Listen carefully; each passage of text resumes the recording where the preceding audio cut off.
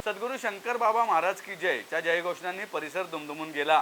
शंकर महाराजांची महाआरती, महिमा, लीला, कथा, भजन आणि भक्तांना आलेली प्रचिती अशा विविधांगी अनुभूतीने एक दिवसीय सहस्त्र शंकर गीता पारायण सोहळा पुण्यात संपन्न झाला आहे।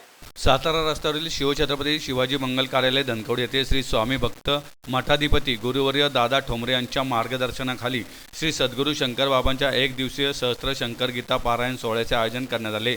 अनिल हागवणे, कमलेश दुबे, संतोष सपकाळ, तेजस मर्चंट, श्रीधर साळुंके, निरंजन जाधव, प्रदीप बदे यांनी सोहळ्यासाठी विशेष सहकार्य केले। सहस्त्र शंकर गीता पारायण समितीच्या माध्यमातून शंकर बाबांच्या भक्त परिवारात हा पारायण सोहळा संपूर्ण वर्षभर कोणतेही मानधन न घेता साजरा केला जातो। आजपर्यंत हजारो भक्तांच्या घरी हा पारायण सोहळा संपन्न झालेला आहे। त्यातूनच नवीन वर्षाची सुरुवात स्वामींच्या सेवेने हो हा उद्देश आहे। उपक्रमाचे हे तिसरे वर्ष आहे। महाराष्ट्रातील हा पहिला सहस्त्र शंकर गीता पारायण सोहळा असून सोहळ्यात महाराष्ट्रातील विविध जिल्ह्यातून हजारो भक्तांनी उपस्थिती लावली। सोहळ्यात सकाळी इष्टदैवत पीठपूजन झाल्यानंतर शंकर गीता पारायणाला सुरुवात झाली। सायंकाळी महाआरती नंतर महाप्रसादाचे आयोजन करण्यात आले।